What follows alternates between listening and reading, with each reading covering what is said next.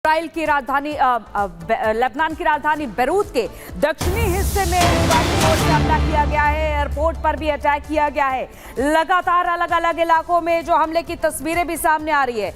इसके अलावा दहियाह में भी इजराइल का हमला हुआ है। लेबनान में अब तक 33 लोगों की मौत हो चुकी है और हमले में 195 से ज्यादा लोग घायल हो चुके हैं। और आपको बताते चले कि इन्हीं हमलों में लगातार ये भी देखा जा रहा है, इन्हीं हमलों में नसरल्ला की भी मौत हुई है और अभी भी हमले लगातार इजराइल की ओर से जारी है। बेरूत के दक्षिणी हिस्से में भी हमला किया गया है इजराइल की तरफ से। बेरूत एयरपोर्ट पास के तस्वीरें भी हम आपको दिखा रहे हैं जहां पर हमला किया गया है।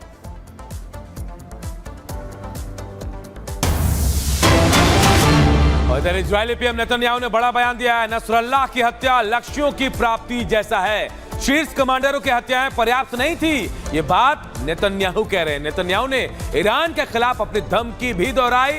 ईरान मध्य पूर्व में कोई जगह नहीं है जहां इजराइल के हाथ नहीं पहुंच सकते हैं। ईरान जो बार बार धमका रहा है इजराइल को, अब इजराइल के पीएम ने साफ कर दिया कि ऐसी कोई जगह नहीं है। ईरान के खिलाफ धमकी दोहराई और कहा ईरान मध्य पूर्व में कोई जगह नहीं जहां इजराइल का हाथ नहीं पहुंच सकता है।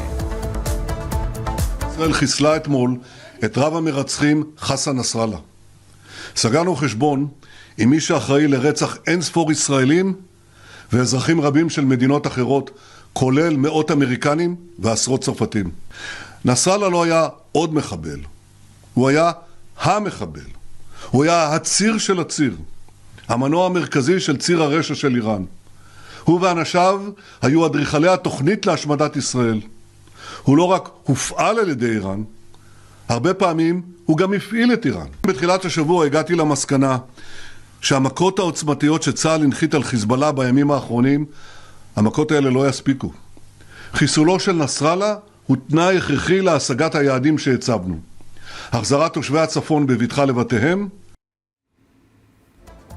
तो एक तरफ इजराइल कह रहा है कि तो हिजबुल्लाह के समर्थकों का प्रदर्शन जारी है। कई हिस्सों में सड़क पर उतरे हैं प्रदर्शनकारी। नसरल्ला की हत्या का विरोध जताया जा रहा है। बगदाद के ग्रीन जोन में घुसकर यूएस दूतावास को भी घेर लिया गया था। तस्वीरें में आपको दिखा रहे, देखिए नसरल्ला की मौत के बाद हिजबुल्लाह के जो समर्थक हैं वो सड़कों पर आ गए हैं। कई हिस्सों पर विरोध प्रदर्शन हो रहा है। नसरल्ला की हत्या का विरोध कर रहे हैं लोग। बगदाद के ग्रीन जोन में घुसकर ये समर्थक जो है हिजबुल्लाह के यूएस के दूतावास को इन लोगों ने घेर लिया था। तस्वीरें देखिए, झंडे के साथ ये सड़कों पर उतरे हैं और नसरल्ला की मौत के बाद ये लोग विरोध जता रहे हैं। हिजबुल्लाह के समर्थक, ये तमाम वो लोग हैं जो हिजबुल्लाह के समर्थक हैं, उनके जो नीति नियम है उनके साथ चलते थे, लेकिन अब ये नसरल्ला की मौत के बाद विरोध जता रहे हैं। 4 तस्वीरें हम आपको दिखा रहे हैं। 4 तस्वीरों को देखिए, आप समझिए। निपट गया नसरल्ला। जी हां, हिजबुल्लाह का चीफ मारा गया, घुटने पर हिजबुल्लाह आ गया है। ऑपरेशन जंग अब भी जारी है क्योंकि जहां जहां हिजबुल्लाह ने अपने हथियार छिपाए थे वहां हमला हो रहा है।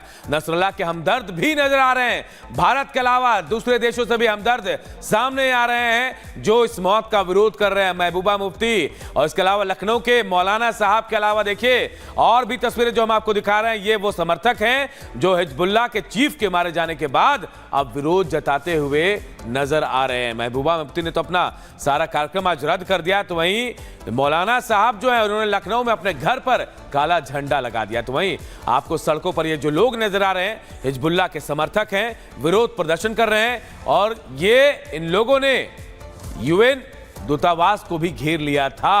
देखिए विरोध कैसे जताया जा रहा है। नसरल्लाह की मौत के बाद हिजबुल्लाह के समर्थन में ये नारेबाजी कर रहे हैं ये तमाम लोग। तो तस्वीरें में आपको लगातार दिखा रहे प्रदर्शन की, लेकिन जो हश्र इजराइल ने किया है लेबनान का, जो हश्र हिजबुल्लाह का किया है इजराइल ने और चीफ कमांडर हसन नसरल्ला की हत्या हो गई है, उसके बाद ईरान को भी डर सता रहा है। खामनेई डरे हुए हैं कि कहीं उनका भी ऐसा ही हश्र ना हो जाए। लेकिन साथ ही साथ सवाल ये भी कि खामनेई कोई नई रणनीति बनाने में लगे हैं या फिर उन्हें भी अब अपनी मौत का डर सता रहा है। रिपोर्ट देखिए।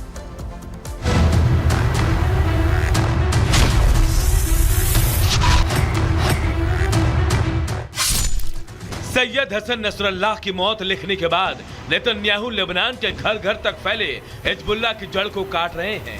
हर घर के किचन और गैराज को निशाना बनाया जा रहा है। जहां हिजबुल्ला ने अपने घातक रॉकेट छिपाए हुए हैं। बेरूत पर ताबड़तोड़ बम बरसाए जा रहे हैं। एयरपोर्ट से लेकर रिहायशी इलाके गोला और बारूद से दहल रहे हैं। हिजबुल्ला को इतिहास बनाने के लिए अब लेबनान की सीमा पर इजरायली सैनिकों को तैनात कर दिया गया है। ऐसा इसलिए क्योंकि हिजबुल्ला ने इजराइल के अटैक की बात कही है। הקם להורגך, השכם להורגו. מדינת ישראל חיסלה אתמול את רב המרצחים חסן נסראללה. סגרנו חשבון עם מי שאחראי לרצח אין ספור ישראלים. हमास के बाद इजराइल का यह हिजबुल्ला पर करारा प्रहार है, जिससे ईरान में दहशत फैल गई कि कहीं अब खामनेई का नंबर तो नहीं। नेतन्याहू और इजरायली रक्षा मंत्री लगातार मीटिंग कर रहे हैं, आगे की रणनीति तैयार कर रहे हैं। यही वो बयान है जिससे ईरान के सुप्रीम लीडर खामनेई डरे हुए हैं, क्योंकि इजराइल तमाम ईरानी प्रॉक्सी के खात्मा करने की कसम खा चुका है। ऐसे में टारगेट में ईरान भी है, क्योंकि ईरान ही सभी प्रॉक्सी गुटों का सरगना है। והוא גם מקדם את השבת חטופינו בדרום. ככל שסינואר רואה שחיזבאללה כבר לא יבוא להצילו, כך גדלים הסיכויים להשבת חטופינו. אני מבקש להודות לצה"ל, לחיל האוויר, לאמ"ן, למוסד, לשב"כ, על ההישגים הכבירים, ולא רק אתמול. אזרחי ישראל, יש לנו הישגים גדולים, אבל המלאכה עדיין לא הושלמה. नेतन्याहू एक के बाद एक अपने दुश्मनों का सफाया कर रहे हैं और उनकी बातों से साफ है कि अब नंबर ईरान का है। इधर खामनेई ने भी ठान लिया है कि वो हर कीमत पर इजराइल से बदला लेकर रहेगा, जिससे इस्माइल हानिया और इब्राहिम रईसी, हसन नसरुल्लाह की मौत का बदला लिया जाएगा। अब ऐसे में इजराइल की घेराबंदी शुरू कर दी गई है। ईरानी प्रॉक्सी को फरमान जारी कर दिया गया है। इजराइल पर हर घंटे रॉकेट और मिसाइल की बारिश हो रही है।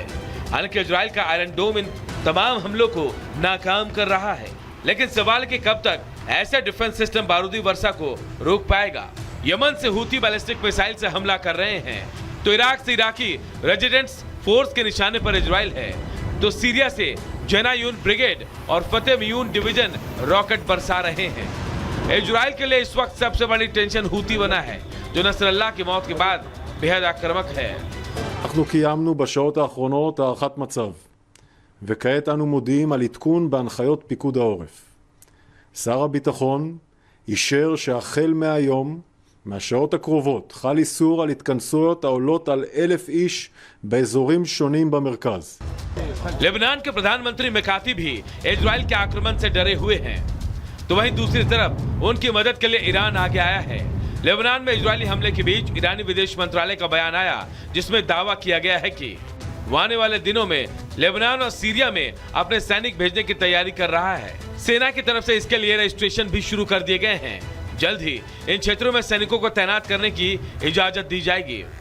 ईरान ने भी कहा है कि वो इजराइल से लड़ाई के लिए 1981 की तरह लेबनान में सेना भेज सकता है। नसरल्लाह की मौत होने पर भी ईरान के सुप्रीम लीडर अभी भी कल्पना की दुनिया में जी रहे हैं, अभी भी हिजबुल्लाह की जीत का दावा कर रहे हैं। लेकिन जिस तरह से नेतन्याहू पर ब्रिगेड काल की तरह टूट पड़ी, उससे खामनेई भी डरे हुए हैं, और यही वजह है कि नेतन्याहू के हुंकार के बाद ईरान का सुप्रीम लीडर भी डर गया है। हिजबुल्लाह